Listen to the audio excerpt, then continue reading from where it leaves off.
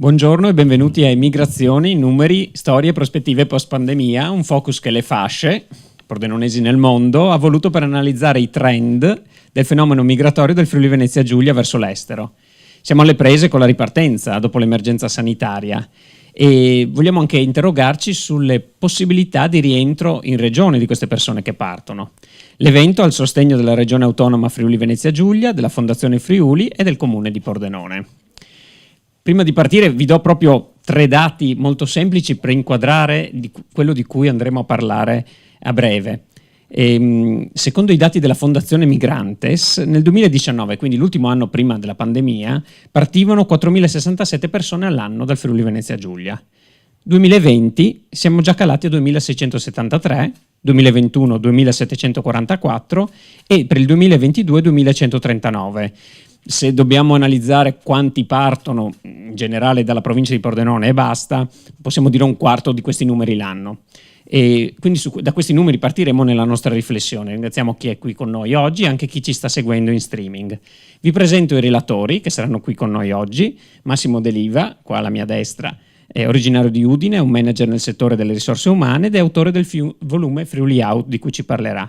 È un libro in cui ha raccolto le interviste a oltre un centinaio di migranti friulani che negli ultimi 20 anni si sono trasferiti in oltre 40 paesi del mondo e con questo libro ha analizzato il fenomeno. Alla sua destra Matteo Troia, data scientist, originario di Casarsa della Delizia, che partendo dalla sua esperienza personale e professionale tra Italia ed estero ci proporrà una chiave di lettura del fenomeno.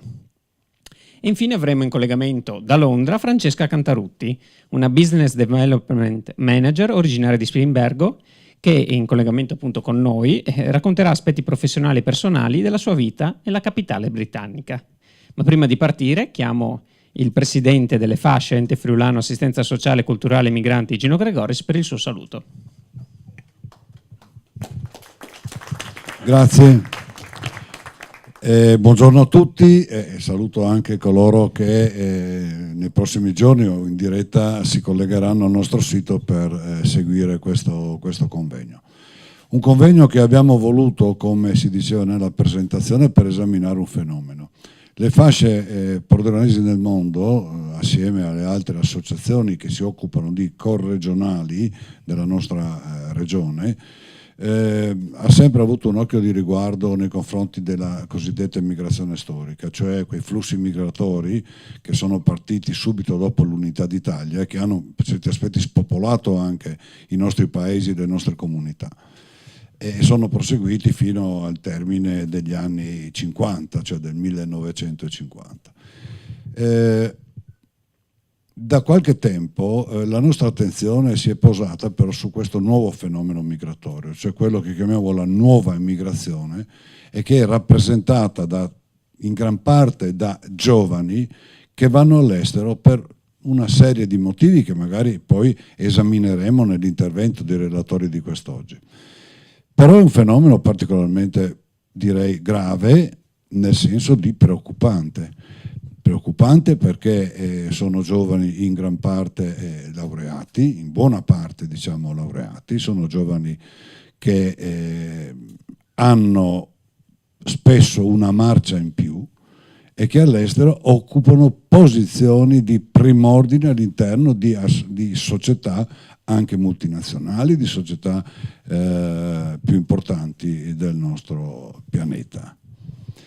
E quindi dobbiamo interrogarci come mai, pur essendo un fenomeno di carattere generale che riguarda anche altri paesi, come mai l'Italia e quindi anche il Friuli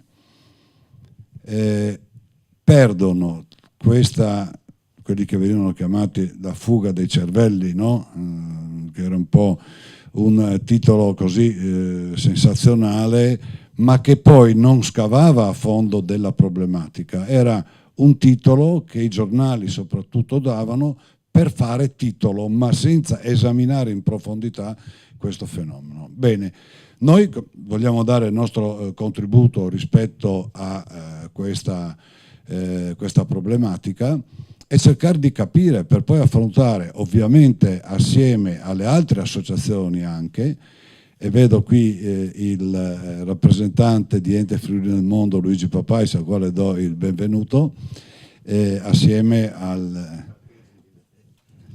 Sì, immagino, perché Pordenone sabato mattina è un po' difficile. Ma comunque stavo concludendo, abbiamo appena iniziato con la presentazione.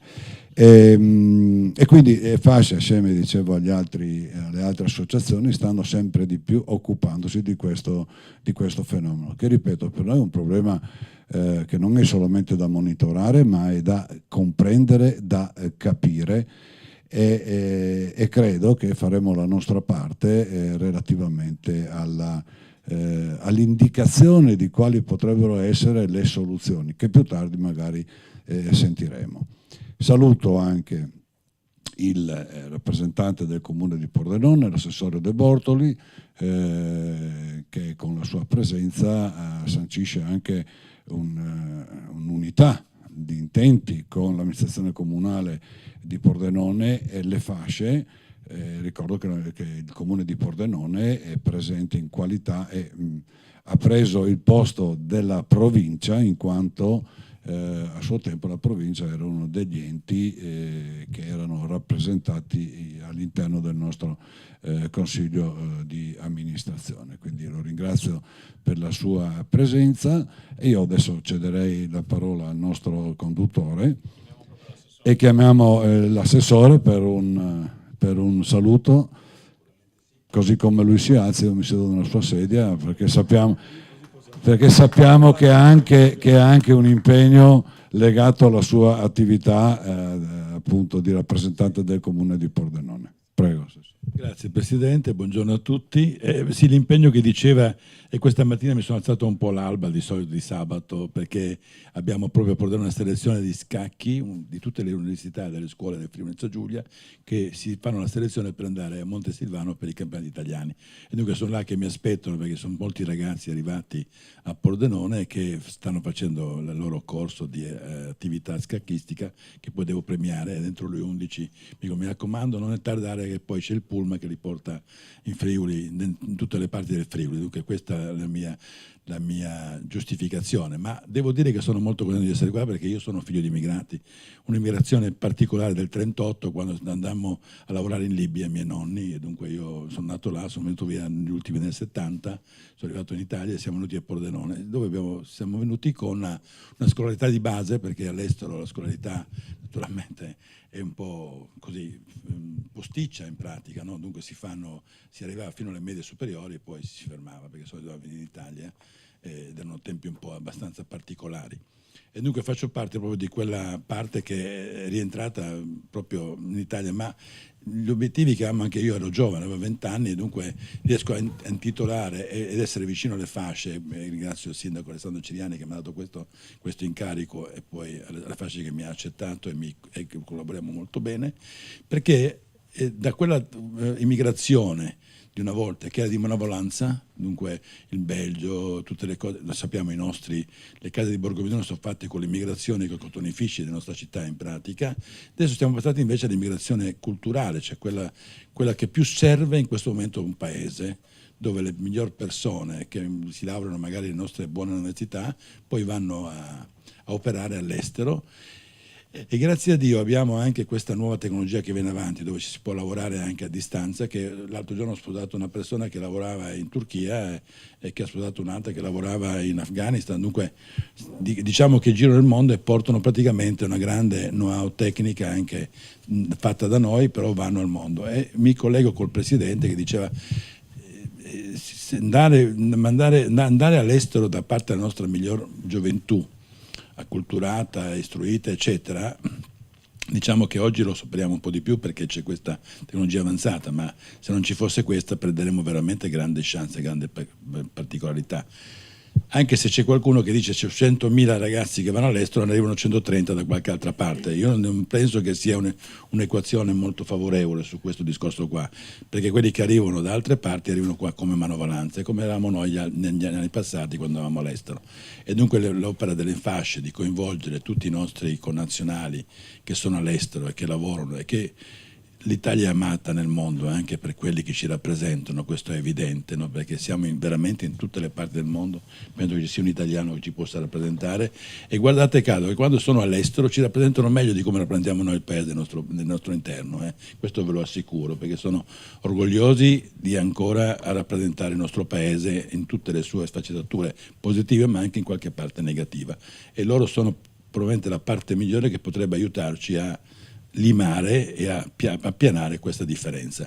Dunque benvengano queste iniziative che le fasce fa, hanno l'appoggio dell'amministrazione comunale di Pordenone, e vi auguro tutti quanti un buon lavoro anche con la Cantarutti che avremo in diretta via telematica, e dunque grazie dell'ospitalità. Buona giornata. Grazie all'assessore. Adesso siamo pronti per partire. Al consigliere Papais chiedo dopo, magari alla fine dei lavori, un suo saluto. Perfetto. E allora la parola a Massimo D'Eliva, che ci porterà in questo viaggio che lui ha intitolato Friulaut, un nome perfetto che già sancisce di cosa andremo a parlare, di qual è il tema del nostro incontro. Prego. Bene, grazie mille. Ringrazio le fasce per avermi invitato a questa presentazione, il presidente Gregoris e anche il consigliere Zanon, che sono stati assolutamente molto concreti in questo. Io ho iniziato a scrivere questo libro 10 anni fa, quando del fenomeno dell'immigrazione giovanile si parlava molto molto poco, perché c'era un'idea che l'immigrazione fosse un termine che descrivesse l'immigrazione del dopoguerra dal Friuli. Questo libro ospita le testimonianze di circa 130 cittadini della provincia Pordenone, Udine e Gorizia, e nell'esperienza della loro immigrazione negli ultimi 20 anni. È un libro però anche di storia, perché tratta la storia sia di chi è emigrato alla fine della Seconda Guerra Mondiale che di chi ha lasciato il Friuli adesso, con un forte focus però su chi ha lasciato il Friuli adesso, perché quando ho iniziato a scrivere questo libro 10 anni fa non si trovavano libri o racconti di chi stava iniziando ad emigrare. Giusto un dato prima di entrare nelle ragioni che portano i friulani ad emigrare oggi. Io ho preso a riferimento il periodo come numeri dal 2019 al 2019, quindi circa 10 anni. In quel lasso di tempo dal Friuli Venezia Giulia sono andate via qualcosa come 28.000 persone, quindi sostanzialmente con un incremento anche dei titoli di studio di chi ha il diploma o la laurea. Quindi se prima nel 2009 erano soprattutto chi aveva la terza media o il diploma ad andarsene, quando ho finito di scrivere il libro nel 2021 era soprattutto i diplomati e laureati, i titoli di studio delle persone che emigravano di più. Dopo il Covid c'è stata una diminuzione rispetto a quella media, però non è così significativa, sempre 2.000 persone mediamente o poco più se ne vanno ogni anno, per cui è un fenomeno che ha una sua consistenza, una sua attualità. Andando a vedere un po' le motivazioni che portano i friulani oggi ad andarsene, che sono affrontate nel libro in modo molto più esaustivo di come io farò in questa breve sintesi, innanzitutto c'è un fattore che riguarda i giovani, che è la curiosità verso l'estero, e soprattutto le esperienze dell'Erasmus, che si sa che esiste ormai da più di 35 anni in Europa, portano molti giovani a fare esperienze di studio all'estero. E se così non fosse, anche esperienze come i tirocini o i primi lavori portano ad avere una curiosità nel confrontarsi con quello che è diverso. Quindi c'è una componente, diciamo, di curiosità che è uno dei fattori, forse è il fattore principale che porta i giovani, soprattutto appena diplomati oppure neolaureati, ad andare all'estero, a confrontarsi con altre parti del mondo. Faccio un inciso su questo. Ai friulani interessano soprattutto le grandi città internazionali, cioè quelle dove trovano una comunità di expat molto diffusa. Quindi parliamo, che ne so, di Parigi, di Londra, di Berlino, di Barcellona, ma anche può essere una Shanghai, può essere Dubai, possono essere Bangkok, giusto per citare delle città, quindi città molto più grandi di quelle che trovano in Friuli Venezia Giulia e con comunità di persone che vengono dall'estero importanti, e questo chiaramente è un fattore ineliminabile. C'è anche una componente poi affettiva, chiaramente il Friuli Venezia Giulia ha ben 2 università, ma ci sono anche persone che vengono dall'estero, quindi capita anche a gente di qua di innamorarsi di persone che vengono dall'estero oppure di conoscerle all'estero, e questo favorisce a un certo punto una scelta che in alcuni casi è quella di andare poi all'estero a vivere, ed è un fattore che ha una forza notevole. Capita poi a queste persone che seguono il partner all'estero di trovare magari un lavoro a volte anche più soddisfacente di quello che avevano in Friuli, e quindi c'è poi un'emigrazione che passa dall'essere temporanea a essere definitiva. E ci sono poi, da un certo momento in poi, nel libro, tutta una serie di interviste legate al mondo del lavoro. Io lavoro qui insomma, in Italia da tanti anni, insomma, no? Diciamo fondamentalmente da sempre, per cui avendo anche cambiato più aziende, avendo conosciute molte col mio lavoro, ho cercato di dare un mio contributo a quello che ho trovato qua, ma mi sono anche calato molto dal punto di vista di queste persone che ho intervistato, perché nel libro trovate la loro voce. Il libro è fatto da tanti corsivi fatti dalle interviste di queste persone, e in più le ho corroborate con dati, per cui non sono opinioni tanto per darle. E quindi sappiamo che le realtà industriali del Pordenonese, dell'Udinese o del Goriziano hanno molto spesso una forte focus verso l'export, no? Per cui molte persone che emigrano hanno chiesto alla propria azienda di andare a lavorare nella filiale all'estero della propria azienda, perché ne hanno intravisto una possibilità di crescita e di carriera. E questo comunque rientra ancora nell'alveo di chi fondamentalmente ha delle basi in Friuli, ma va all'estero grazie alla propria azienda. E le cose iniziano a cambiare nei paragrafi dove, ad esempio, si parla dell'estero come realtà più dinamica dell'Italia. Se andiamo a vedere i numeri della crescita del PIL italiano negli ultimi 20 anni, e ho esplicitamente messo prima del Covid, sappiamo che il Covid nel 2020 ha penalizzato moltissimo il nostro paese, poi il nostro paese, a fronte di una grande capacità di crescita, negli ultimi anni ha avuto un'ottima crescita. Ho voluto però affrontare il PIL prima del Covid. In Italia il PIL è cresciuto dello 0,2% dal 2020 al 2019 rispetto ad altri paesi nel mondo che sono cresciuti anche a doppia cifra o comunque sono cresciuti del 5, 6, 7, 8%. Quindi c'è una percezione di andare all'estero anche perché ci sono dei paesi all'estero che hanno una crescita più dinamica e che quindi anche la società cambia in modo diverso, e quindi questo ha spinto le persone ad emigrare. Uno dei temi però più importanti è quello legato alla meritocrazia. Questo tema qua si intravede sia nel pubblico che nel privato, in Friuli come in Italia, perché non va dimenticato che il tema dell'immigrazione giovanile non è un tema che riguarda solo Friuli, è un tema italiano. Cioè, se dal Friuli se ne sono andate via in 10 anni circa 30.000 persone, dall'Italia se ne sono andate via centinaia di migliaia, no? E c'è anche una doppia emigrazione. C'è prima un'emigrazione interna, dal sud Italia verso il centro-nord per studiare o per lavorare, e poi una parte di questi, dopo che hanno studiato, vanno all'estero, e capita in tutto l'arco del nord Italia, anche industriale, perché Udine, Pordenone, anche il Goriziano, il Triestino hanno realtà industriali, ma capita anche in Veneto, che ci sono, o in Lombardia, province come Vicenza, Brescia, che sono province fortemente industrializzate, che hanno tassi di emigrazione importante, giovanile oggi. Quindi il tema della meritocrazia è un tema molto importante. Così come, e questo probabilmente si connette molto col tema della meritocrazia, la possibilità di crescere dentro le aziende. Le aziende in Friuli come in Italia sono aziende al 97-98% con meno di 50 addetti, no? Soprattutto a livello industriale, ma a livello dei servizi ancora di più, chiaramente. In aziende quindi mediamente molto piccole, molto orientate generalmente alla produzione, un laureato non ha tante possibilità di lavoro. Se andiamo a vedere i dati della Camera di Commercio di Udine e Pordenone, mediamente fatto 100 tutte le figure che le imprese di questi territori cercano, solo il 10% dei posti di lavoro è destinato a chi ha una laurea, no?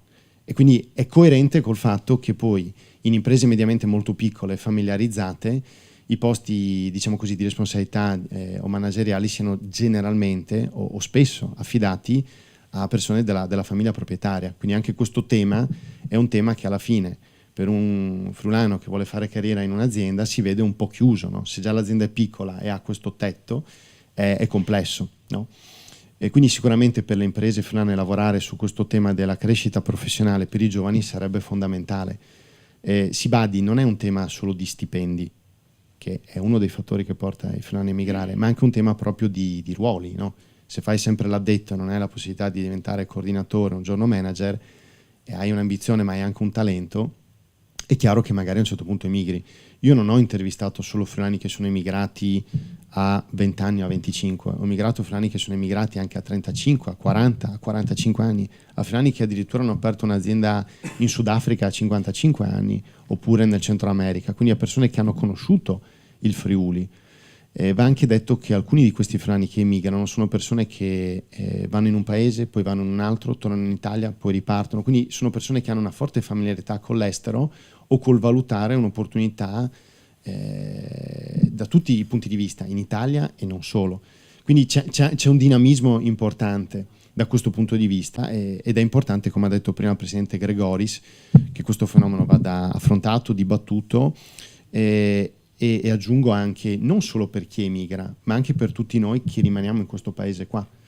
Perché poi i problemi che portano i friulani a emigrare sono gli stessi che magari non fanno vivere perfettamente bene chi di noi decide di rimanere, no? Se parliamo di stipendi c'è un dato molto semplice, è un dato che dice sostanzialmente che a 5 anni dalla laurea, è un dato di Alma Laurea, un italiano che resta in Italia guadagna circa 1.500 euro netti, se va all'estero ne guadagna mediamente 2.500. C'è un tema di costo della vita, indubbiamente, perché vivere in Svizzera o in Olanda o in Inghilterra chiaramente ha un costo completamente diverso da vivere a Pordenone, a Udine o a Monfalcone, però c'è un tema anche di possibilità di risparmiare dei soldi, no? Perché chiaramente se con un certo stipendio tu riesci a risparmiare a un certo tasso è comunque più favorevole, no? E questa è una riflessione che diversi friulani che sono emigrati hanno fatto. C'è anche un tema molto grande di specializzazione produttiva. Sappiamo che a livello industriale noi siamo in Friuli Venezia Giulia molto forti nel metalmeccanico e nel legno arredo e questo è sicuramente un bene, è sicuramente importante, è il nervo del nostro tessuto industriale. Tuttavia in altri settori siamo più scoperti, abbiamo meno imprese, no? Pensiamo al chimico, all'elettronica, ai computer e ci sono molte persone che si laureano in questo settore che non trovando tante possibilità decidono di andare altrove, no? E chiaramente noi siamo anche una regione piccola, siamo una regione con 1.200.000 abitanti, non possiamo avere tutto, non è questa la... quindi è chiaro che ormai anche come mentalità un giovane lavora in un mondo globale e va a cercarsi l'industria di riferimento, il settore di riferimento altrove. Penso anche al settore a chi lavora nel settore culturale, della musica o che ne so, del settore anche creativo. Ho intervistato giovani che volevano fare lo sceneggiatore o il creatore di effetti speciali che sono andati o a Londra o a Los Angeles a lavorare, no? Perché chiaramente ci sono poi dei centri internazionali specializzati e uno lascia anche per questo. Il tema della dimensione della crescita d'impresa, ho già detto i numeri, e secondo me quello è uno dei fattori più importanti su cui lavorare per favorire il rientro o l'attrazione dei talenti anche da fuori, quindi persone non italiane ma di talento che vengono in questo paese, perché abbiamo anche un grande problema di brain drain, nel senso che noi perdiamo tot numero di talenti ma non ne importiamo altrettanti dall'estero, che è quello che ha detto prima anche l'assessore del comune di Pordenone, no? Cioè non è un fenomeno a saldo neutro, è un fenomeno a saldo negativo, cioè perdiamo 10 talenti e ne importiamo forse uno dall'estero, no? Oltre che facciamo fatica a favorire il rientro. Andando avanti nella presentazione, ci sono poi dei temi trasversali dentro il nostro mondo del lavoro che sono legati anche al lavoro in team, perché molti friulani che sono andati all'estero dicono che lavorare in gruppo all'estero è diverso dal farlo in Italia e alcuni di questi parlano a ragion veduta dopo che hanno provato questa esperienza anche in Italia. C'è anche un tema di riconoscere il merito, quello che dicevo prima, probabilmente nelle imprese in Friuli bisognerebbe mettere in piedi un maggior numero di sistemi anche di valutazioni del personale che consentono anche di premiare, di dare degli aumenti, di dare dei bonus in modo tale da favorire il merito delle persone, perché è chiaro che se tu una persona l'assumi e la tieni sempre con quella retribuzione per 5-10 anni, questa persona è di talento, è in gamba, è chiaro che se ne va. E poi il Covid ha enfatizzato molto un tema già presente in alcuni friulani che erano emigrati ben prima del Covid, cioè di avere un lavoro che consenta anche un bilanciamento tra vita privata e lavoro. Chiaramente se lavori 12 ore al giorno e non sei pagato abbastanza, è chiaro che poi cerchi una realtà dove lavori per quello che sei pagato, che ne so, 8 ore, e riesci anche a fare altre cose nella vita, no? Quindi anche questo è un tema su cui riflettere. Del tema che anche e soprattutto molte professioni culturali creative siano andate verso l'estero, questo è un tema molto, molto forte, così come anche chi fa ricercatore nell'università.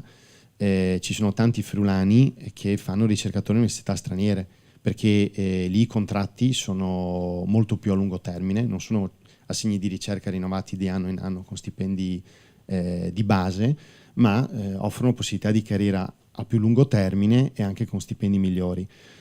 A mio modo di vedere sono stati fatti enormi passi avanti, perché questo lo vedo nelle interviste sull'orientamento professionale dei giovani all'università e alle superiori.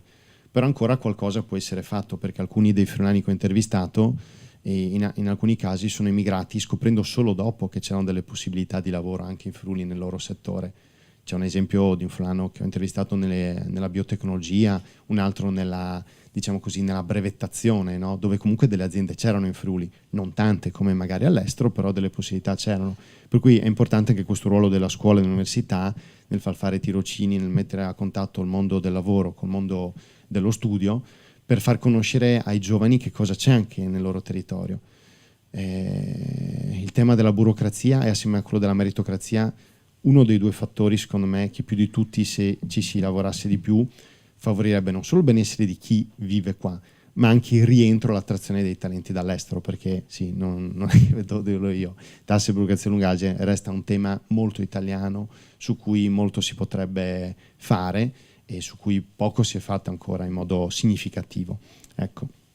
E questo ha comportato, questo tema qua, l'immigrazione soprattutto di gente non, diciamo così, neodiplomata, neolaureata, ma gente di mezza età, passatemi il termine, che dopo che per anni ci ha sbattuto la testa in Italia ha deciso di andare in altri paesi all'estero. Giusto un inciso, non è che poi all'estero non c'è la burocrazia, c'è anche lì. Ci sono paesi dove ce n'è tanta come in Italia, paesi dove ce n'è meno, ma paesi dove anche l'approccio è diverso banalmente, no? Dove forse c'è anche una cultura della trasparenza migliore dei cittadini stessi e dove lo Stato anche interviene in sede di controllo in modo diverso. No? E un ultimo inciso prima di andare avanti, e poi consegnerò chiaramente la parola agli altri relatori che sono molto interessanti, è che il libro è scritto in modo comunque molto neutrale. Io non ho scritto il libro come un'elegia dell'estero, no? Perché, come dicono anche tanti friulani che ho intervistato, molti avrebbero piacere di ritornare, perché proprio stando all'estero capiscono quante cose ci sono in Friuli, no?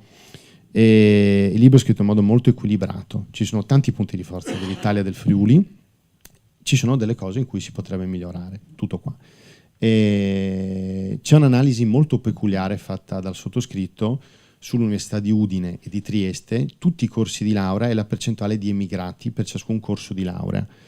E uno dei grandi paradossi di questo tema è che le imprese friulane cercano soprattutto laureati in materie STEM, quindi in matematica, in fisica, in informatica, in scienze dei materiali. Sono però i corsi di laurea di Udine e Trieste da cui emigrano più persone.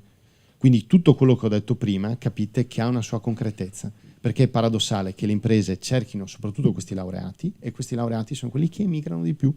Quindi quello che ho detto prima rappresenta i fattori per i quali c'è questo mismatch fra domanda e offerta di lavoro. Poi non è che ti meravigli vedendo che al secondo posto sono laureati in lingue, ma quello chiaramente ci sta, perché mettevi già in conto laureandoti che ti interessava l'estero e che vai all'estero. Però poi al terzo posto ci sono anche il mondo delle professioni, terzo e quarto posto, architetti, giuristi, perché ce ne sono davvero tanti, c'è molta concorrenza e diversi vanno all'estero.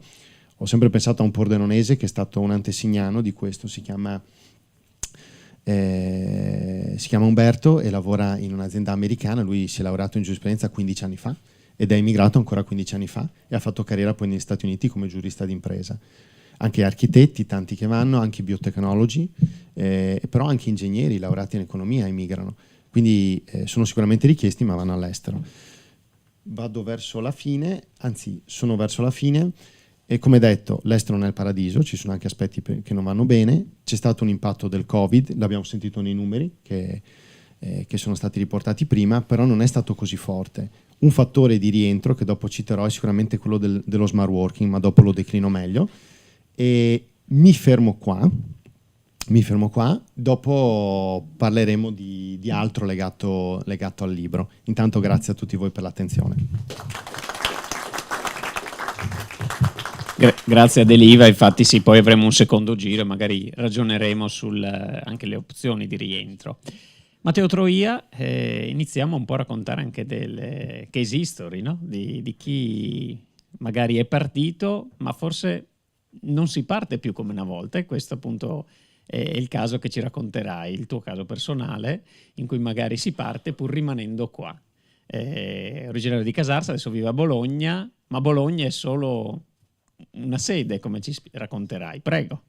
Grazie Davide, buongiorno a tutti, grazie dell'invito che mi ha riportato a casa, una delle case diciamo che ho, non perché sono un ricco possidente di mobili, ma perché la mia storia nasce qui, e in Friuli, in particolar modo a Casarsa, dove sono nato e dove ho vissuto per ora, per la maggior parte della mia vita, avendo fatto insomma tutta l'infanzia e l'adolescenza. Faccio subito una confessione, ed è che io sì sono emigrato, però sono emigrato dietro l'angolo, perché attualmente vivo a Bologna e per esempio se penso a Francesca non è solo a Londra ma è ormai fuori Europa, quindi in un altro continente, diciamo, cioè, oltre i confini europei dell'Unione Europea, esatto.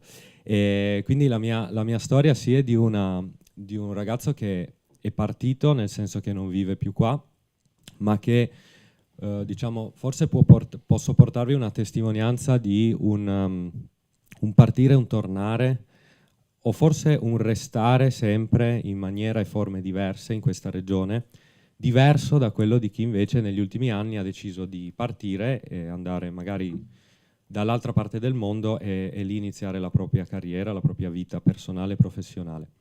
A me piace raccontare un po' la mia esperienza come un'esperienza molto simile a un fenomeno molto semplice, che è il fenomeno di quando ciascuno di noi ha provato probabilmente a buttare un sasso nell'acqua.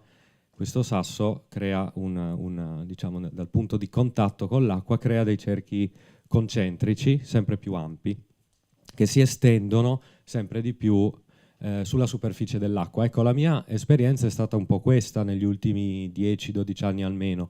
Cioè c'è stato un susseguirsi di tentativi mossi dalla curiosità, dalle occasioni, dalle opportunità di buttare questi sassolini nell'acqua, quindi di sperimentare nuove opportunità, e questo mi ha permesso di allargare i miei cerchi concentrici, i miei cerchi relativi alla mia comunità, alla mia opportunità di lavoro, e poi insomma al costruire delle nuove reti professionali e personali. Al Friuli devo molto, sono molto affezionato. In Friuli ho studiato alle scuole dell'obbligo fino all'università. Mi sono laureato in informatica all'Università di Udine e per molti anni la mia vita, diciamo, si è svolta nell'asse Pordenone-Udine. A Pordenone, insomma, in Pordenone provincia, perché ci ho vissuto e ci ho fatto le prime scuole, i primi gradi di scuola, e poi all'Università di Udine proprio appunto per lo studio universitario. In Friuli ho avuto l'opportunità di fare tante cose, queste ve le elenco rapidamente, non per vanità, diciamo, ma per raccontarvi anche delle cose belle che ho fatto, che non c'erano, e non le ho fatte da solo, che però mi hanno permesso di gioire e godere di questa terra.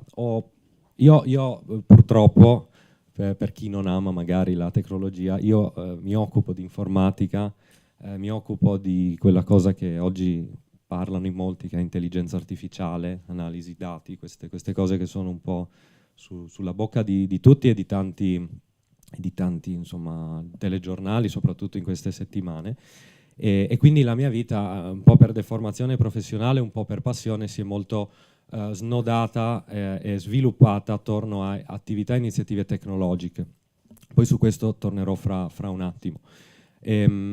Dicevo, cose fatte in Friuli. Qui in Friuli ho avuto l'opportunità di, diciamo, ideare assieme ad un'altra persona la prima edizione di TEDx Udine, che è una declinazione locale di una famosa conferenza americana che prende il nome di TED Conference, e ve lo racconto questa esperienza, ad esempio, perché che cos'è questa iniziativa? Nasce in America, poi è stata appunto declinata in vari paesi del mondo, ma è una grande conferenza in cui lo scopo è portare sul palco storie che vale la pena diffondere. E diversi anni fa, assieme ad una ragazza di Udine, creammo questo format a Udine che non esisteva e portammo sul palco storie di friulani specializzati, esperti in diversi ambiti, dalle scienze a materie umanistiche, a poeti, scrittori, che raccontavano storie significative, storie innovative che avevano insomma, il dovere di essere diffuse. E l'abbiamo fatto a Udine, è nato diversi anni fa, poi io diciamo, sono uscito da questa iniziativa, ma tuttora viene diciamo, ogni anno, non ogni anno, ma insomma esistono delle nuove edizioni anno dopo anno, anche quest'anno, adesso non ricordo esattamente le date, ma è una conferenza a cui potete partecipare, ascoltare queste belle storie significative. In Friuli, assieme a tante altre persone, ho fondato un movimento per insegnare la programmazione informatica ai bambini. Si chiama Coder Dojo, ha questo nome un po' strano, perché nasce anche questa iniziativa all'estero, come il TED, ed è un'iniziativa in cui per tantissimi anni, i miei sabati pomeriggi soprattutto, erano in giro per la regione, ospitati nelle più disparate sale parrocchiali, nelle scuole, a volte anche all'Università di Udine o in iniziative della nostra regione, in cui io assieme a dei papà soprattutto insegnavamo la programmazione informatica ai bambini, facevamo dei laboratori gratuiti in cui li insegnavamo a pensare in maniera algoritmica, che significa cercare di adottare un approccio ai problemi diciamo adatto alle sfide di oggi. Ho fatto anche cose molto più diciamo piccole. A Casarsa per esempio per tanti anni ho tenuto dei corsi di informatica agli anziani, sempre informatica, ma insomma ognuno deve fare quello che sa, ed è stato un grande successo, non per merito mio, ma insomma perché i miei studenti sono stati molto bravi, questi anziani, e si sono molto divertiti. E insomma queste esperienze ve le racconto perché sono esperienze che io ho potuto fare qua, che mi hanno appassionato, ed è una caratteristica che al di là di tutti gli elementi portati da Massimo, che sottoscrivo e in cui mi ci ritrovo purtroppo molto, perché alcuni aspetti sono un peccato insomma, che non si verifichino qua, però se si riesce a trovare la passione e l'innovazione in quello che si ha in testa, si riesce a mettere a terra insomma, delle cose nuove e lo si può fare qui. Poi però crescendo, finendo di studiare, ho lasciato la regione Friuli Venezia Giulia, una regione che appunto come vi ho detto mi ha dato tanto, è una regione in cui comunque ho costruito i rapporti per esempio d'amicizia più importanti e li ho fatti non grazie all'informatica per fortuna, ma grazie a delle esperienze di vita vera, in presenza, che mi hanno permesso di costruire dei rapporti di amicizia che mi porto dietro. I miei amici più cari, i miei migliori amici oggi sono persone con cui ho condiviso esperienze di vita vera in Friuli. Grazie ad esempio a oltre 15 anni di scautismo che ho fatto a Casarsa, un'altra grande esperienza che mi ha aiutato molto.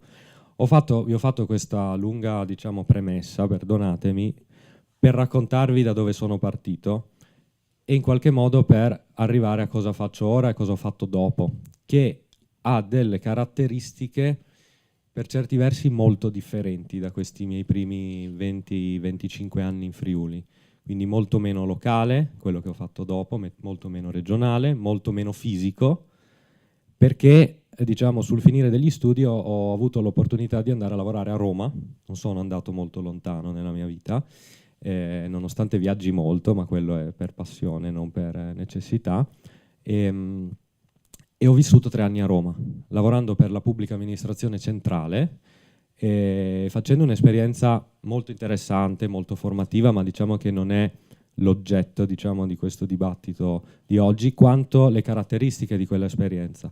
A me arrivò l'opportunità di lavorare a Roma, nelle istituzioni pubbliche romane, in un periodo particolare, cioè in un periodo in cui mi ero appena iscritto alla laurea magistrale a Udine.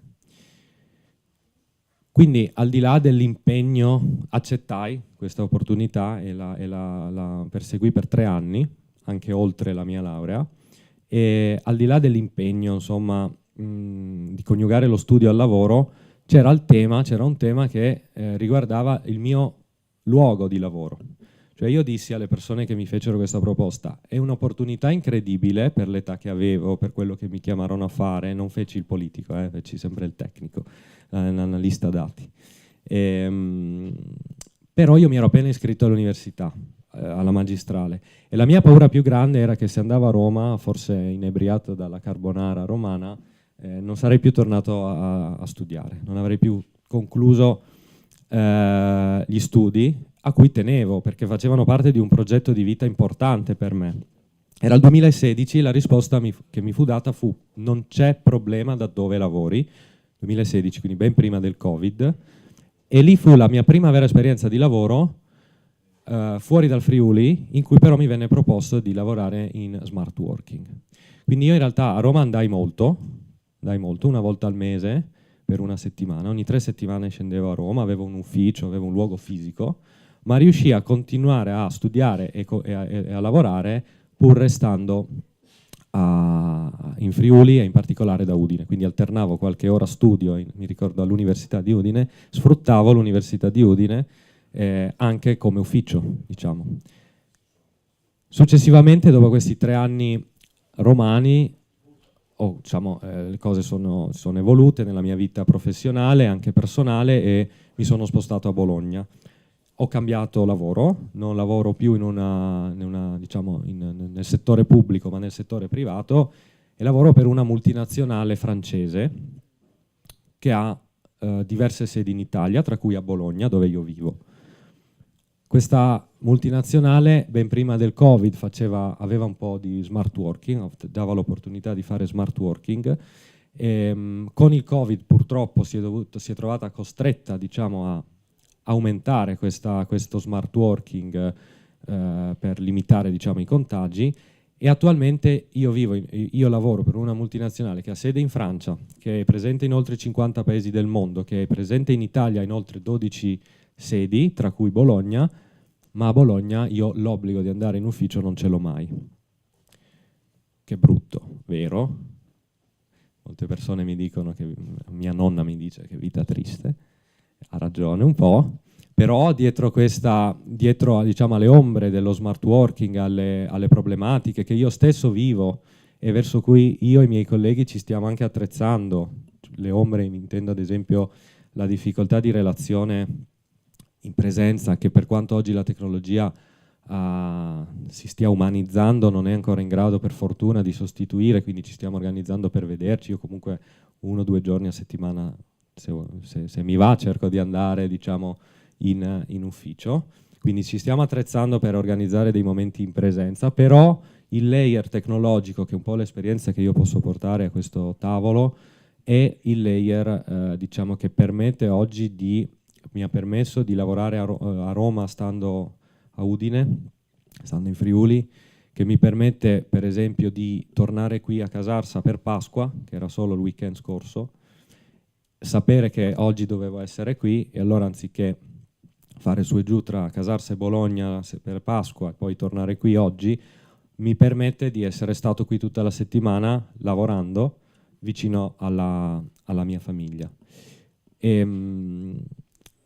Questa mia esperienza attuale, l'esperienza che vi ho appena raccontato, come vi anticipavo, è molto differente dagli anni in cui ho vissuto in Friuli, in cui ho fatto gli scout in Friuli, in cui ho studiato qui. Però è un'esperienza che mi ha insegnato molto e che mi ha fatto e che ci porta poi a riflettere anche sul tema di oggi, su questo tema dell'emigrare. Io credo che, quando in questi giorni ho provato a riflettere su questa giornata e a fare sintesi un po' della mia esperienza che vi ho brevemente raccontato, io credo che oggi non si debba tanto riflettere sulla fuga dei cervelli. È quasi un torto che facciamo alla nostra regione, adesso estremizzo, obbligare i friulani a restare in Friuli. È un regalo quello che ci fanno le persone che vanno via, andando via. Perché oggi la geografia del lavoro cambia molto, è cambiata molto, è un mondo che ci deve mettere in competizione diciamo, con il resto del mondo.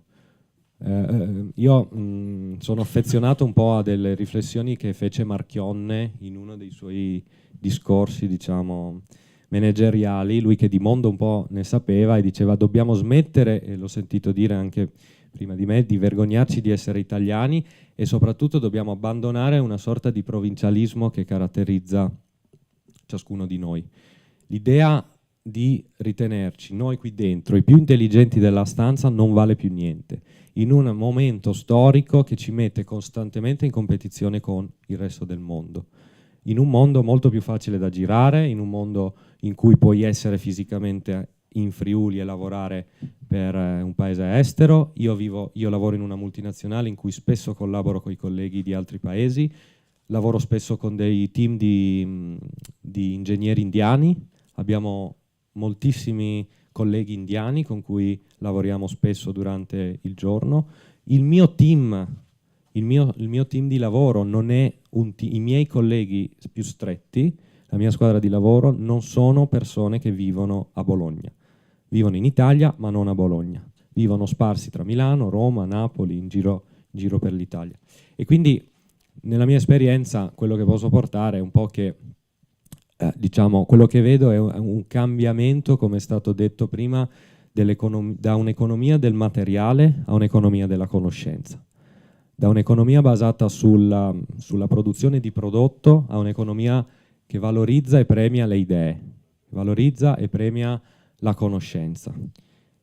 E quindi in questo senso, se abbracciamo un po' questo diciamo, cambiamento in atto, andiamo diciamo, a rivalutare alcune dinamiche. Io dicevo, non vale la pena secondo me tanto concentrarsi sul tenere i friulani in Friuli, bene che vadano, se non si va non si vede, io dico sempre, se non si va non si impara, non si capisce che non siamo al centro del mondo, che ci sono persone, realtà, dinamiche, economie, paesi che fanno meglio di noi alcune cose, altre continuiamo a farle meglio noi, l'importante è che tornino, ma anche qui mi tocca sì, fermarti mi taccio per perché lasciare la lasciamo un po' di suspense. suspense. Grazie per il tuo intervento. Infatti Grazie a poi voi. torneremo Perfetto. col secondo giro, proprio daremo risposta a questa domanda che è la domanda di questa mattinata. Grazie mille a Matteo Troia. Ed ora ci trasferiamo a Londra. Francesca Cantarutti, effettivamente lei è partita, è andata, ha attraversato i confini. E quindi le chiediamo da Spilimbergo arrivare a Londra, passando anche per altre esperienze che ci racconterà, e anche quali sono state le difficoltà che ha avuto. Abbiamo qua in sala anche diversi giovani che magari qualcuno di loro sta pensando di ideare un futuro, comunque un'esperienza all'estero. Benvenuta e se ci puoi raccontare la tua esperienza. Ciao a tutti, grazie per avermi invitata. Ciao Massimo e Matteo, piacere di conoscervi. Ciao. Allora, vi racconto un pochino la mia esperienza. Innanzitutto io sono a Londra ormai da 6 anni, non avrei mai pensato di stare così tanto in questa città. Ma diciamo il percorso per me è stato lungo e diciamo a piccoli step partendo dal Friuli. Come dicevo, io sono nata a Spilimbergo, sono cresciuta lì, però ho sempre avuto un pochino la curiosità di che cosa c'era al di fuori. Quindi a piccoli passi, diciamo, sono partita con il fare l'università a Bologna, io mi sono laureata in giurisprudenza a Bologna, e sono stati degli anni bellissimi, è una città che ho amato molto, che ha cominciato ad aprirmi un pochino la mente rispetto, diciamo, all'ambiente della provincia, no? Ho cominciato, diciamo, a conoscere delle realtà completamente diverse. Mi sembrava comunque una città grande dove c'era un input da parte di tutta l'Italia. E da lì poi mi sono spostata.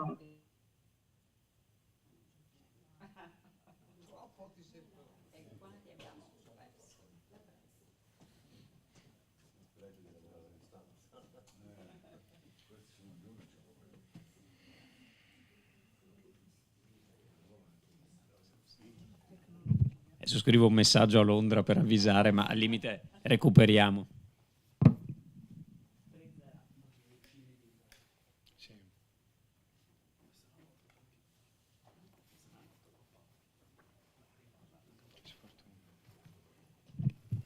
Vabbè, nell'attesa di recuperare, ce l'abbiamo fatta forse? Andiamo avanti e poi recupereremo Francesca con la sua esperienza. Gli altri due relatori pensavano di avere un momento di pausa, si idratano, ma invece tocca tornare subito in pista. No, io tengo duro, stoicamente, e noi andiamo avanti. Poi appena magari Francesca, la bottiglia la rimettiamo giù, perfetto, e appena Francesca sarà di nuovo tra noi, magari riprenderà dal punto in cui si è interrotto il collegamento. E va bene, allora ci giochiamo già, iniziamo un po' a riflettere su questa opzione rientro, quanto abbia... Francesca è tornata? Io sono tornata, vi sento. Perfetto, eravamo arrivati a Milano e lì stavi per partire, è partito anche il collegamento, ma vai, possiamo proseguire. Quindi vi dicevo, poi mi sono trasferita a Milano, dove ho fatto un master, ho cominciato a lavorare in delle aziende del lusso, e ho sempre lavorato con l'estero, quindi diciamo io parlavo regolarmente inglese, mi confrontavo con realtà completamente diverse, ho sempre lavorato diciamo nel mondo wholesale, quindi diciamo con le vendite all'estero, e diciamo a un certo punto la mia curiosità è andata oltre a lavorare con l'estero, diciamo, mi sono detta vorrei in realtà capire che cosa significa effettivamente lavorare con l'estero, vorrei essere in grado di capire quali sono le difficoltà, quali sono magari i benefici che potrei trarre da questo. E devo dire che io non ero giovanissima, non avevo 20 anni, avevo quasi 30 anni quando ho cominciato diciamo a farmi questa domanda, a chiedermi se volevo rimanere lì o se volevo effettivamente provare qualcosa di diverso. E da lì, diciamo, ho cominciato a pensare che se non fossi partita in quel momento non sarei probabilmente mai più partita. Quindi da lì ho cominciato a chiedermi dove vado, che cosa faccio, da dove posso partire. Il mio desiderio era di andare negli Stati Uniti, di andare a lavorare magari per un periodo a New York, però sapevo che era un pochino più complicato rispetto ad altri paesi, andare negli Stati Uniti e lavorare non è proprio automatico come lo poteva essere in altri paesi. E ho cominciato allora a considerare diciamo, mete diverse per diciamo, circostanze della vita. Mi sono trovata a considerare l'Australia. L'Australia per me in quel momento era un visto molto semplice. Sono partita con il Working Holiday Visa, che è un visto che ti permette di lavorare e visitare il paese in sostanza. Ci sono dei limiti, si può lavorare solamente dei mesi per un'azienda, poi bisogna cambiare, ma insomma dava la possibilità di andare e diciamo, guadagnarsi da vivere in maniera molto semplice. Il limite per me erano i 31 anni, se non sbaglio, per avere questo visto, e quindi mi sono detta prendiamo questa occasione. Non ho mai sognato l'Australia, non ho mai sognato di andare lì, però diciamo, era comunque un posto che mi incuriosiva e ho detto va bene, proviamo. Con me poi sono partiti due amici sempre dal Friuli, quindi diciamo è stata un'esperienza un pochino condivisa, e questo ci ha permesso diciamo, di essere un pochino più forti e di affrontare le difficoltà condividendole in qualche modo. E quindi niente, siamo partiti, siamo andati in Australia e da lì ho visto subito un mondo diverso, un approccio anche diverso al lavoro. Innanzitutto mi sono detta, io voglio fare questa esperienza, però non ho 20 anni, non voglio fare qualunque cosa, vorrei comunque rimanere nel mio ambito lavorativo, per una volta che torno avere qualcosa di coerente, diciamo, sul mio profilo, sul mio curriculum. E quindi, diciamo, venendo dal mondo moda, beni di lusso, ho detto, vabbè, cerchiamo in questo ambito. E così è stato. Innanzitutto sono partita e 48 ore dopo che sono arrivata in Australia io mi ero già iscritta come volontaria per lavorare nella settimana della moda di Sydney. Come volontaria, quindi non pagata, però quello mi dava l'opportunità, diciamo, di conoscere subito qualcuno, di inserirmi in qualche modo, di vedere un pochino come funzionava. E quindi sono atterrata e a distanza di 48 ore ho cominciato un lavoro per una settimana a titolo gratuito. Dopodiché ho cominciato a mandare il mio curriculum, a presentarmi a quelle che potevano essere le aziende di moda australiane piuttosto che italiane con sedi all'estero. E lì mi sono detta, arrivo qui, non sono nessuno, devo essere un pochino aperta alla flessibilità, nel senso ad accettare magari anche dei ruoli che in Italia potevano magari attirarmi meno. E così fu, diciamo, ho cominciato a lavorare nel mio ambiente, cominciando a conoscere delle persone dell'ambiente, diciamo, del settore in cui lavoravo anche in Italia, però, diciamo, mi sono adattata a dei ruoli che magari non erano quello che sognavo andando all'estero, però è così. Se arriva in un paese, se arriva senza lavoro, bisogna adattarsi.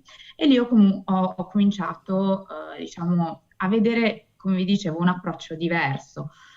Innanzitutto c'è una flessibilità nel lavoro, si poteva lavorare per diverse aziende nello stesso momento, tramite questo cosiddetto casual working, e quello già mi sembrava una cosa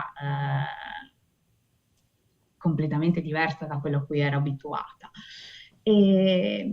E poi un'apertura rispetto a chi arriva dall'Europa, da chi ha esperienze fatte in Italia, e sono stata accolta benissimo da i vari manager che c'erano in queste aziende, che mi hanno dato subito l'opportunità di far vedere quello che ero in grado di fare, di raccontare le mie esperienze, e diciamo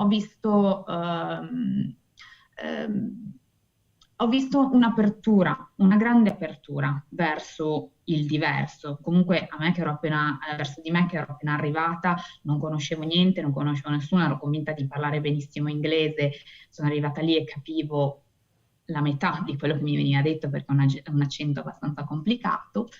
E niente, quindi ho cominciato a integrarmi in un contesto completamente diverso. Ho cominciato ad imparare che i curriculum vanno mandati in maniera diversa da quello che ero abituata io in Italia, che c'è una minore riverenzialità, diciamo una minore gerarchia rispetto a quello a cui siamo abituati in Italia. Quindi si può parlare direttamente con quello che è il general manager piuttosto che con posizioni a cui io non mi avvicinavo neanche lontanamente quando ero in Italia. E quindi, diciamo, si cominciano a capire approcci diversi, mentalità diverse. Da lì poi, diciamo, io ho cambiato un lavoro, come vi dicevo, a causa del visto che ti impone di cambiare lavoro dopo qualche mese. Ho lavorato sempre in un'azienda di moda italiana a Sydney, e poi per questioni personali sono rientrata in Italia. Sono rientrata in Italia, non avevo più il visto per tornare in Australia perché diciamo, il limite era quello di 1 anno, altrimenti sarei dovuta andare a fare quello che è, diciamo, il percorso tramite le farm, cioè si va a lavorare in campagna per diciamo, guadagnarsi un secondo anno di visto. Io, diciamo, essendo andata via a quasi 30 anni, sapevo che per me sarebbe stato 1 anno, che non era quello che volevo fare, ma perché per me non c'era il desiderio finale, l'obiettivo finale non era quello di fermarmi in Australia.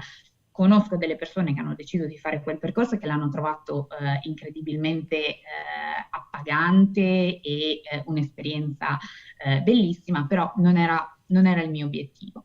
Quindi io mi sono detta, anche insieme al mio compagno che è italo-australiano, lui ha deciso di spostarsi a Londra per un lavoro, io ho detto bene, colgo l'occasione e vengo anch'io a Londra. Quindi mi sono a quel punto trasferita a Londra, e anche lì però mi sono trasferita senza arrivare con un lavoro, sono venuta in Inghilterra a cercarlo.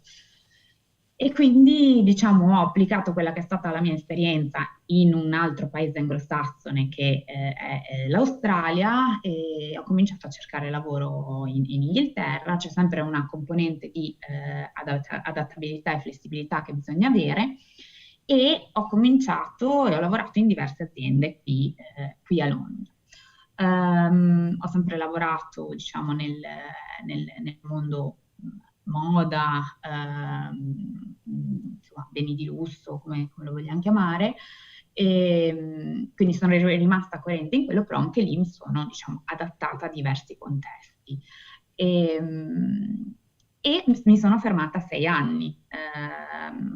Adesso, diciamo, per me c'è sempre stato il punto di domanda del ritorno in Italia, vado da un'altra parte, che cosa faccio? Alla fine Londra per me è rimasta sempre un buon punto di appoggio, è sempre stato un modo facile per tornare in Friuli dalla mia famiglia. Alla fine io torno ogni mese e mezzo, 2, quindi è un buon compromesso. Non tornavo molto di più quando vivevo a Milano, quindi diciamo Londra è un posto che dà delle opportunità, mette molto alla prova, anche psicologicamente, è una città che fa magari sentire soli a volte. Però è sempre un buon compromesso perché dà delle buone opportunità lavorative, ti fa molto crescere professionalmente e personalmente, e ti dà l'opportunità di essere non così lontana da casa. Lontana abbastanza per avere delle buone opportunità, ma vicina nel senso che si può tornare. Certamente quando ero in Australia non sono tornata ogni mese e mezzo. Però diciamo il mio percorso, diciamo, è stato questo. C'è sempre un pochino il dilemma sul rimanere qui, tornare in Italia, ed è difficile alla fine trovare una soluzione che sia perfetta. Nessun paese è perfetto, nessuna soluzione è quella perfetta. Cambiano poi le priorità negli anni. Una volta avevo la priorità di essere in una grande metropoli, era quello che cercavo, erano quelle le opportunità che io volevo.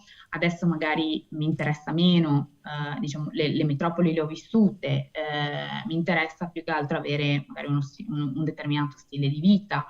E quindi ovviamente il punto di domanda sull'essere qui o tornare in Italia, magari tornare in Australia o andare da un'altra parte, c'è sempre.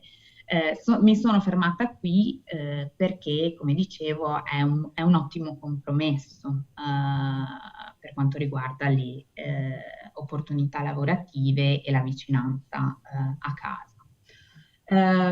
Rispetto a quello che è stato detto prima, volevo aggiungere il mio punto di vista sul... se vuoi, Francesca, ci teniamo proprio per il giro finale, proprio di commento a tutto quello, e quindi magari ripartirei col giro proprio per le battute finali, quindi ci teniamo anche questa tua punto di vista londinese su quello di cui abbiamo parlato, che così arricchiamo il dibattito. Grazie mille intanto per questo primo intervento. Torno da Massimo D'Eliva.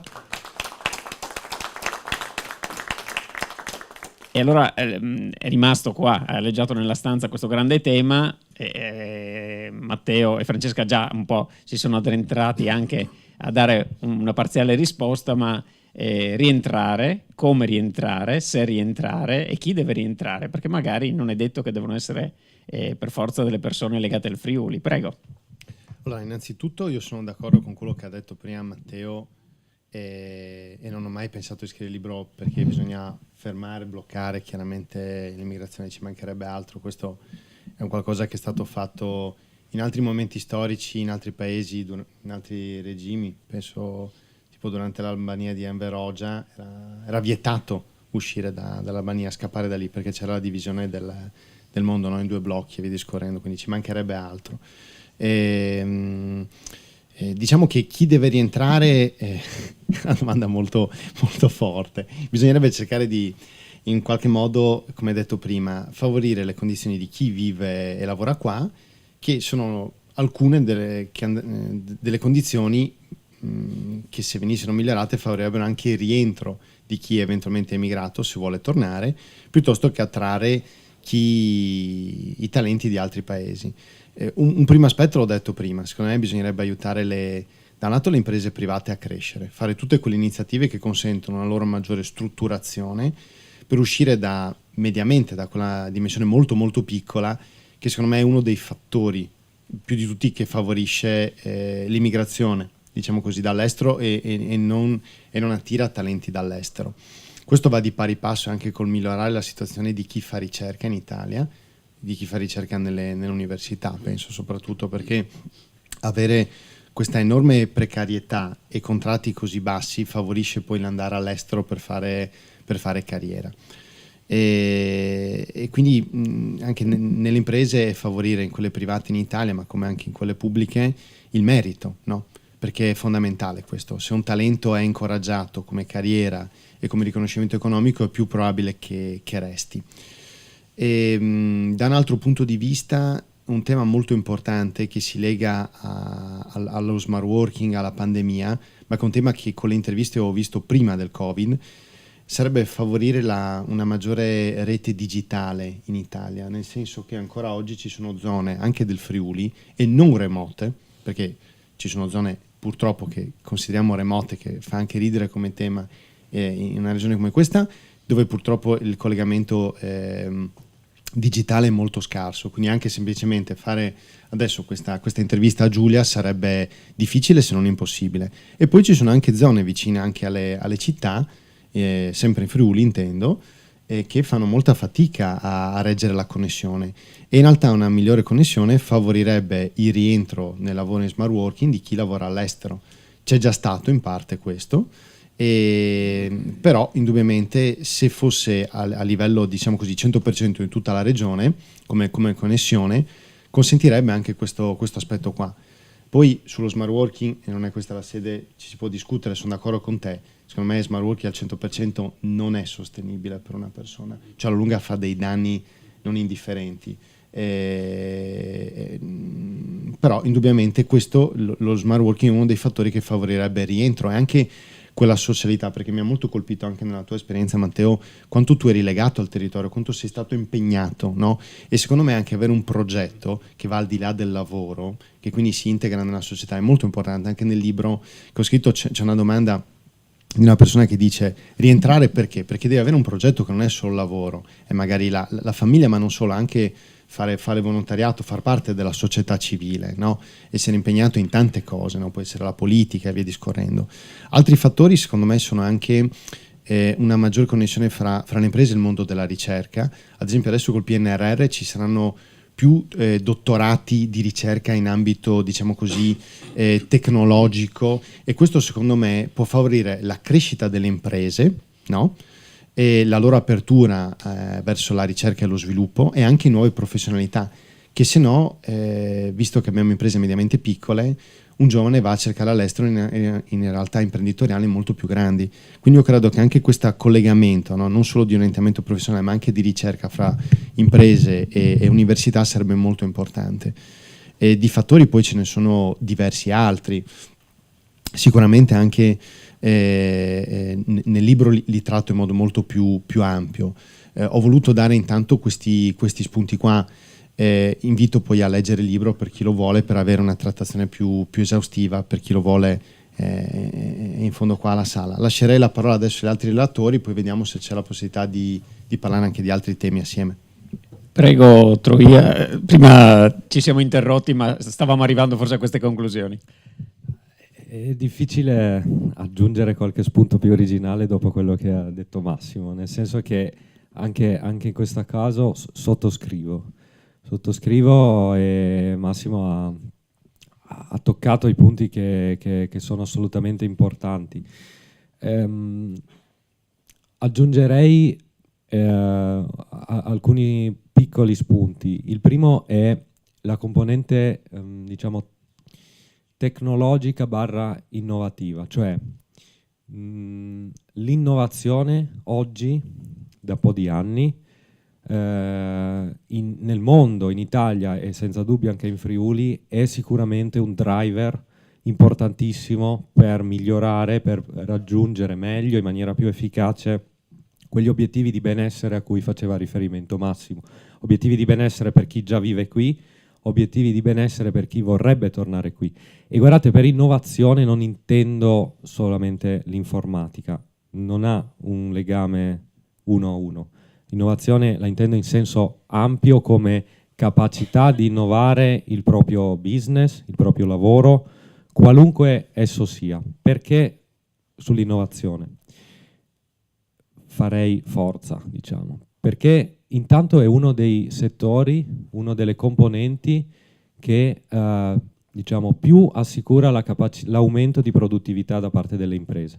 In un momento in cui dobbiamo anche assicurare un tenore di vita per ciascuno di noi sempre più alto, sempre più importante, sempre più impegnativo, assicurare la produttività, l'aumento di questa produttività diventa fondamentale. Niente come l'innovazione oggi è in grado di poterlo fare.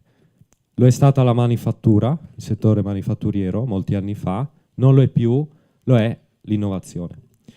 E oltre a questa caratteristica intrinseca dell'innovazione, questa capacità di aumentare la produttività delle imprese, quindi generare economia, far girare diciamo, l'economia, aumentare il PIL, l'innovazione ha anche un'altra caratteristica interessante ed è il suo effetto moltiplicatore di posti di lavoro. Noi oggi sentiamo molto in maniera un po', insomma, che non condivido questi spauracchi, questi titoloni, l'intelligenza artificiale ci ruberà il lavoro, le macchine avranno sopravvento sull'essere umano. Allora io non ne sono del tutto d'accordo, anche perché io che lavoro con l'intelligenza artificiale ne conosco le enormi potenzialità e sono straordinarie. Credo che la prossima grande rivoluzione dopo quella di internet la detterà questa intelligenza artificiale, ma ne conosco anche i limiti. E anche questo chat GPT che sentiamo parlare da qualche settimana è una cosa straordinaria che stiamo usando, anch'io nel mio lavoro lo sto usando, la tecnologia, ma insomma va anche un po' perimetrato adesso non voglio entrare a parlare di queste cose, ma a un generatore di testi bellissimi, straordinari, ma non un tuttologo. Oggi l'intelligenza artificiale dà risposte, non è in grado di farsi domande e l'essere umano ha per fortuna questa capacità. E dicevo che l'innovazione senza dubbio andrà a ammodernare certi lavori, senza dubbio andrà a rendere inutili certi lavori che oggi stanno in capo all'essere umano, ma ha un effetto moltiplicatore, dicevo. Degli studi fatti negli Stati Uniti qualche anno fa, quindi io che lavoro sui dati voglio essere preciso, quindi non sono studi sul Friuli recenti, ma il pattern, diciamo, è sicuramente ancora attuale, dimostrano che l'innovazione, il settore dell'innovazione genera fino a 5 nuovi posti di lavoro nel momento in cui, come diceva Massimo, nel momento in cui portiamo in Friuli Venezia Giulia degli ingegneri, dei ricercatori. Tutto il tema della ricerca e dello sviluppo è estremamente importante oggi in un'economia che passa dal materiale all'immateriale, che premia il pensiero, il capitale umano, più che la capacità di produrre un prodotto. Per essere, passatemi il termine, più intelligenti, più aggiornati dobbiamo investire in ricerca e non lo facciamo come paese, come regione, non abbastanza e questo effetto moltiplicatore diventa fondamentale perché crea nuovi posti di lavoro per chi lavora nelle STEM, diciamo quell'insieme di materie scientifiche, ma crea indirettamente anche posti di lavoro diciamo diversi. Se io oggi porto una grande azienda tecnologica o che usa la tecnologia e l'innovazione in una città friulana, creo indirettamente, porto persone e creo indirettamente la necessità di medici, di barbieri, di personal trainer, di palestre.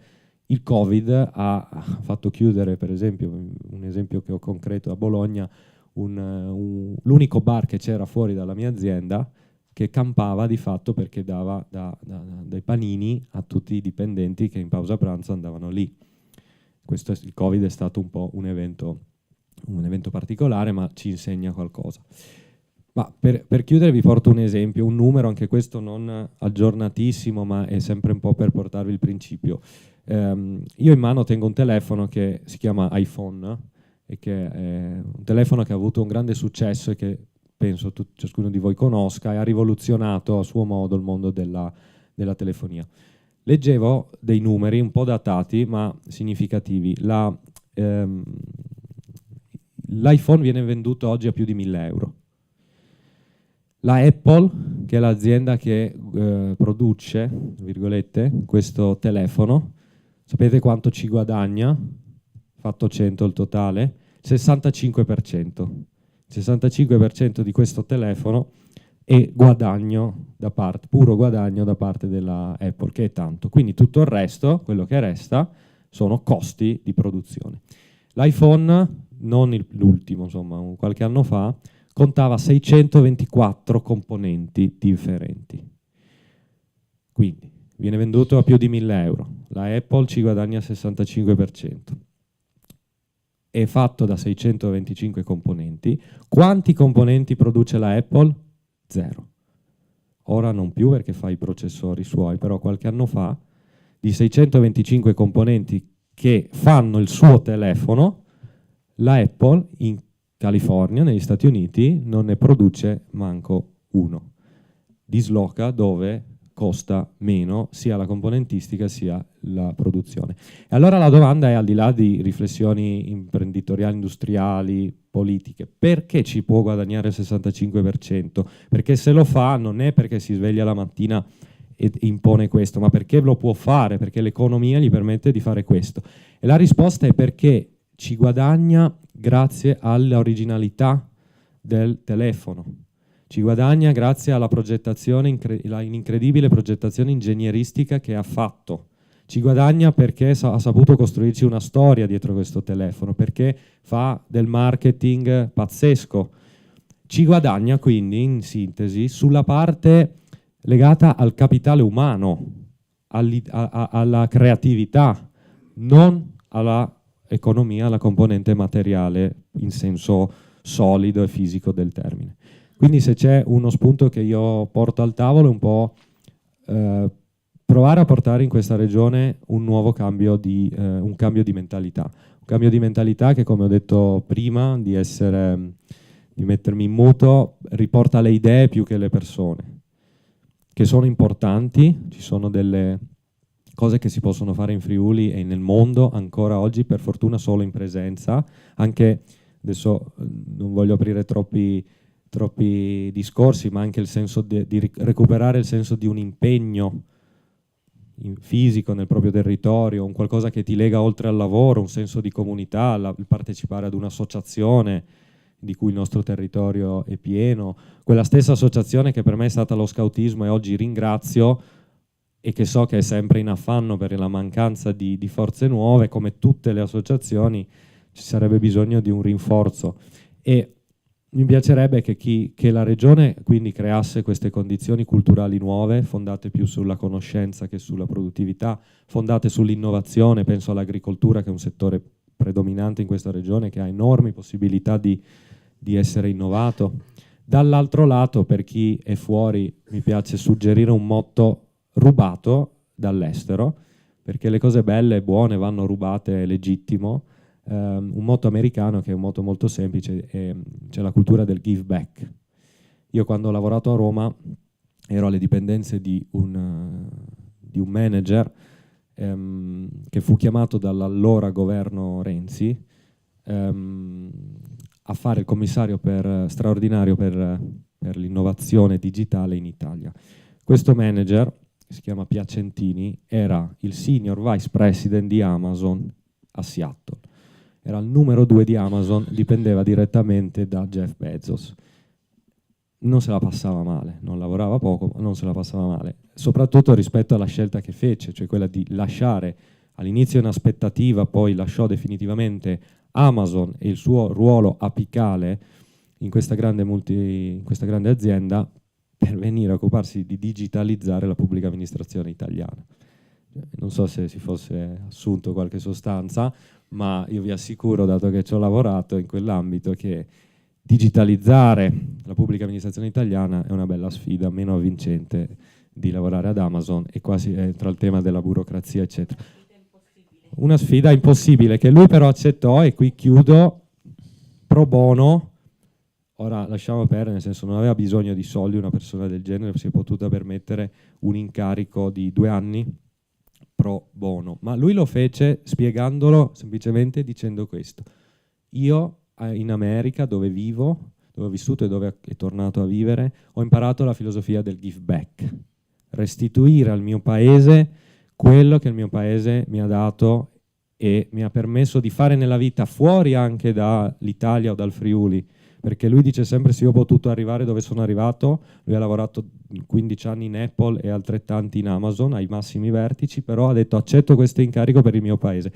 E io che ci ho parlato, l'ho conosciuto, ci ho lavorato, vi assicuro che era sincero in questo, credeva in questa filosofia e quindi vi lascio con questi spunti. Benissimo. Di restituzione. Grazie mille. Francesca Cantarutti, il tuo punto di vista da Londra su questi spunti finali a te la conclusione. Sul tornare o non tornare, come tornare. Quando io penso a chi è tornato, io non ho ancora fatto questo tipo di valutazione, però ho diverse conoscenze che sono rientrate e che hanno usufruito ad esempio diciamo di quelle che sono le agevolazioni fiscali con il rientro dei cervelli. Quella è una buona strategia per l'Italia perché permette alle persone di tornare a delle migliori condizioni rispetto a quelle che normalmente il paese offre. Quindi più queste iniziative diciamo, vengono strutturate, più si dà una concreta possibilità di valutazione a chi è fuori di rientrare a condizioni positive, che non riguardano solo lo stipendio, ok? Ovviamente ci vuole, secondo me, diciamo, un avanzamento, diciamo, un'evoluzione culturale su quello che è il mondo del lavoro in Italia. Ci sono degli aspetti che secondo me devono evolvere, devono cambiare. Come ad esempio, è stato citato prima da Massimo, se non sbaglio, si torna quando la condizione di lavoro, quando il lavoro ti permette magari di lasciare del tempo a quella che è la vita privata. Finire alle 8:30, 9 tutte le sere, a me capitava spesso quando lavoravo in Italia, non ti permette di avere una vita privata equilibrata. All'estero, soprattutto in paesi anglosassoni, è molto più, diciamo, accettata l'idea che non si debba lavorare fino alla sera, anzi che se lo fai, probabilmente perché non sei in grado di concentrare il tuo lavoro in un orario, diciamo, consono. Un'altra cosa, in Italia c'è tanta gerarchia quando si lavora in azienda. Io sto parlando magari insomma, del mondo degli uffici. Quando si va fuori ci si rende conto che viene un pochino abbattuta, un pochino anche perché la lingua inglese magari non ha la forma del lei, no? E quindi ci si dà del tu direttamente con tutti. E ci sono ovviamente altri modi per dimostrare il rispetto, però io ricordo questa estrema formalità italiana che un pochino mi limita, ormai quasi non la so più utilizzare e secondo me crea molta distanza tra le persone. Quindi questa è una cosa che mi piacerebbe riportare in Italia nel momento in cui tornassi nel momento in cui riconsiderassi l'Italia. Mi piacerebbe portare un pochino più una cultura flat all'interno dell'azienda, no? Un'altra cosa che secondo me, su cui secondo me ci vuole una riflessione è quella della maggiore flessibilità. Riprendo il concetto dello smart working. Io, ad esempio, torno in Italia molto spesso e lavoro dall'Italia perché anche qui è molto, molto accettato. Io posso lavorare per periodi anche lunghi, quindi questo mi permette di farlo e suggerirei diciamo, alla regione piuttosto che ai comuni di creare delle situazioni in cui è reso facile far venire delle persone a visitare il paese, però potendo lavorare, perché questo porterebbe persone curiose in luoghi totalmente sconosciuti a lavorare, magari a passare dei periodi a conoscere delle aree in Italia. Un'altra, sicuramente anche una flessibilità maggiore rispetto al tempo libero sarebbe da considerare in Italia.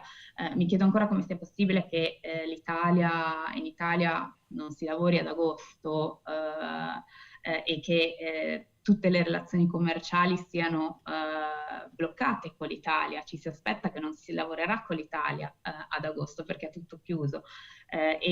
Magari l'impossibilità di chiedere delle ferie, non so, a maggio piuttosto che a marzo. Sono cose che non sono concepibili all'estero. Si lavora e si lavora tutto l'anno e si va in vacanza durante l'anno quando si vuole. Siamo un pochino presi in giro per questa cosa di agosto all'estero.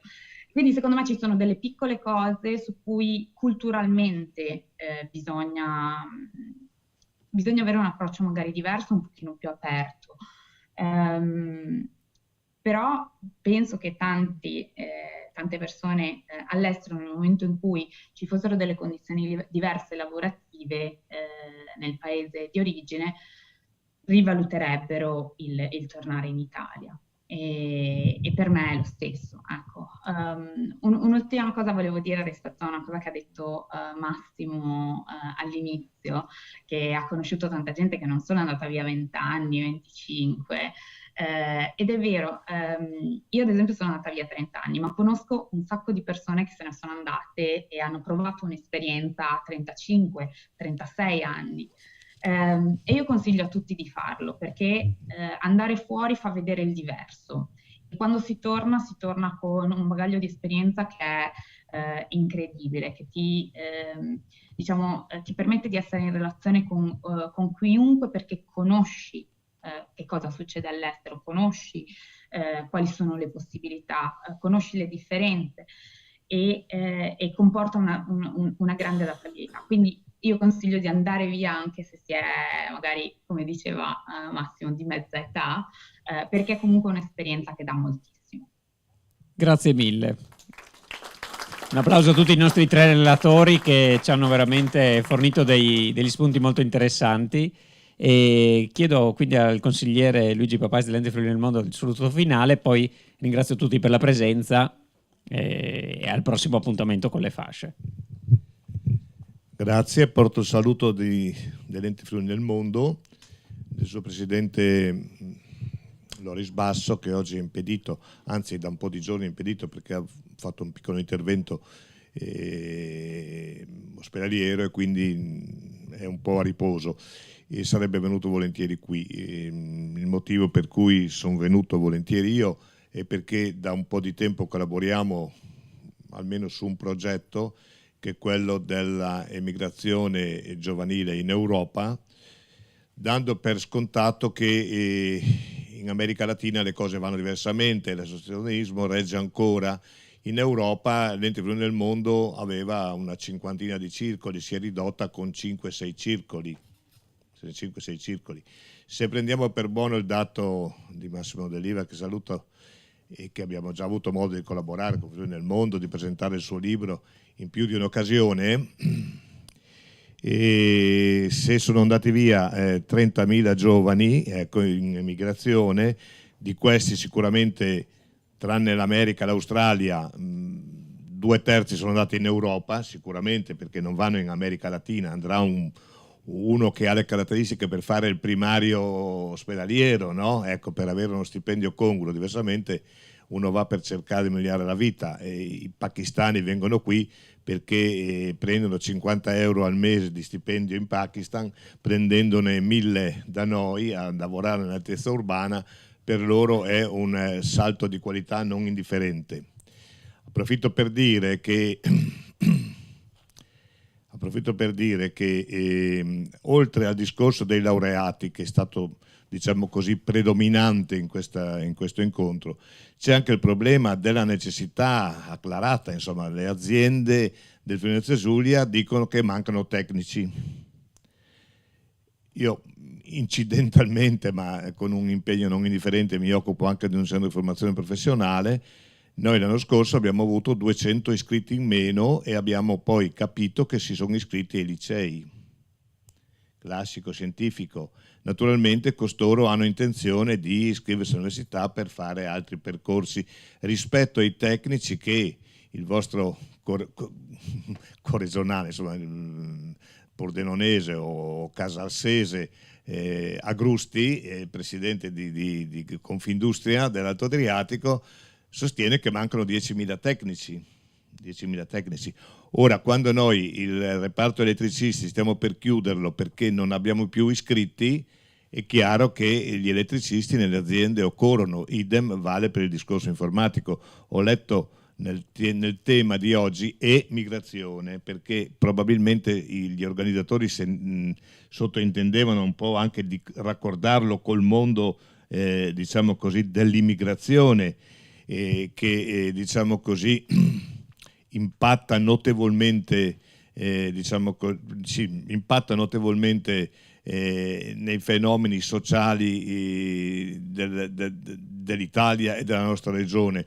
Ora, io per dare un dato, il Civiforum di Cividale, dove sono vicepresidente, sforna ogni anno, è proprio azzeccato, sforna ogni anno una quarantina di fornai, ecco perché ho detto sforna per sbaglio, e questi fornai, una volta formati, lavoricchiano un po' nei forni locali e poi vanno in Germania. Ora noi abbiamo un doppio danno, no? Mandiamo fuori i talenti, importiamo gente senza qualifica, li qualifichiamo e li mandiamo via. Ora, secondo me il mercato del lavoro e il costo del lavoro, il far pagare alla classe operaia, diciamo così, il costo che le aziende, il costo del lavoro che le aziende sono costrette a contenere per la competitività è una delle cause fondamentali per i quali i giovani vanno via. E lo proviamo anche col discorso degli immigrati, ma vorrei concludere il saluto con questo.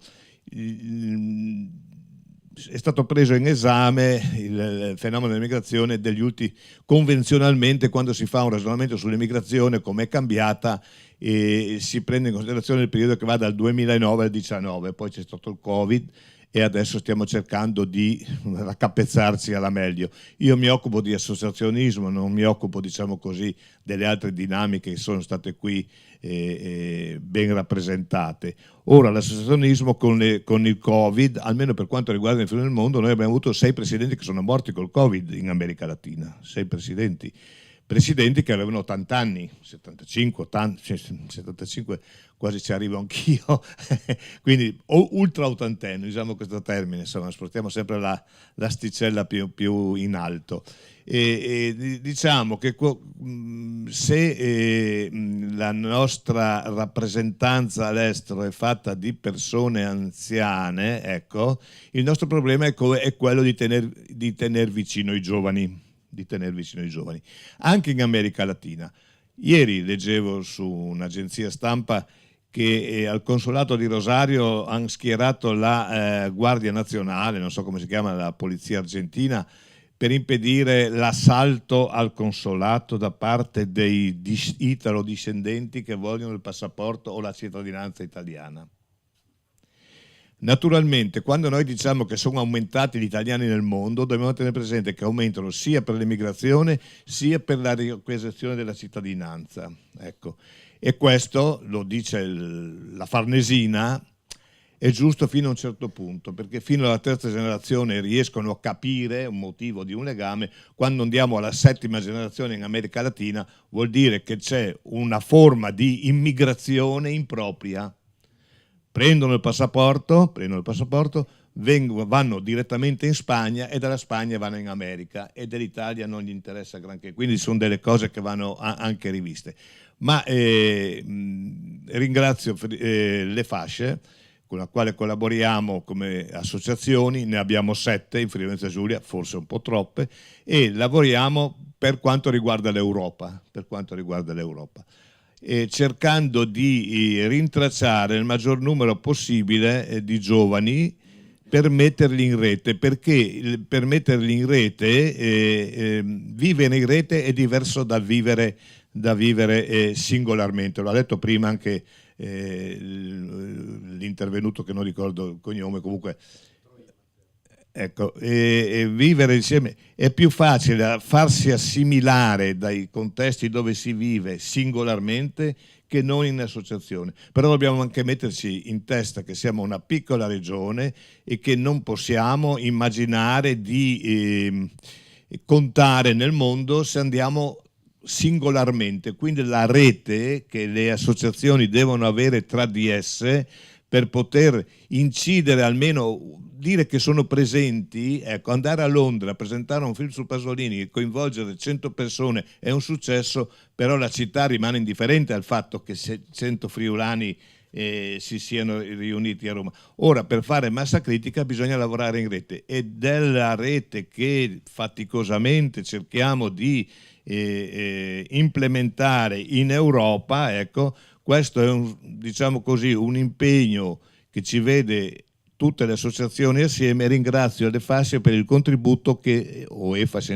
correggetemi voi la pronuncia, la pronuncia, non sono triestino, i triestini l'avrebbero storpiato ancora di più, ecco, e comunque lavoriamo. Salutiamo gli amici triestini, gli vogliamo... Certo che sì, ho lavorato 40 anni a Trieste, quindi ecco, lavorare assieme è un contributo che possiamo dare come associazionismo per mantenere viva una rete, di conoscenze. Il 47% dei giovani, dice l'Università di Udine, ha la propensione a emigrare, e tra questi c'è una forte propensione a non rientrare alle condizioni attuali. Ora è calato, ce lo diceva il professore Zaccomer nell'ultimo incontro, è calato questo numero perché vuoi il Covid ha fatto scoprire agli italiani la sanità. Sì, la sanità della Calabria, ad esempio, è migliore di quella dell'Inghilterra per quanto riguarda l'accesso alle cure sanitarie, e dall'altro canto il discorso anche della guerra in Ucraina, che rappresenta un fenomeno di incertezza nel mondo. Ora devo per forza concludere per dire che continuiamo quantomeno tra associazioni a collaborare tra di noi per garantire una presenza del sistema Regione Friuli Venezia Giulia in Europa, ecco, per quanto ci riguarda, in Europa, per permettere ai giovani che vanno via di sapere dove vanno, cosa fanno. Abbiamo fatto anche con l'Università di Udine questo discorso, lo riproporremo, perché possano poi raccordarsi con gli altri giovani che sono in migrazione per tenere viva una rete. Oggi ho capito, e concludo sul serio, se non si lavora in rete non si va da nessuna parte. Grazie. Grazie mille a Lente Friuli nel mondo. A nome delle fasce mi è stato detto che siamo tutti invitati per un brindisi al caffè Arbat. Si esce da qua ed è proprio davanti alla stazione. Grazie a tutti, e Friul Out è in vendita lì per chi vuole. Grazie a tutti.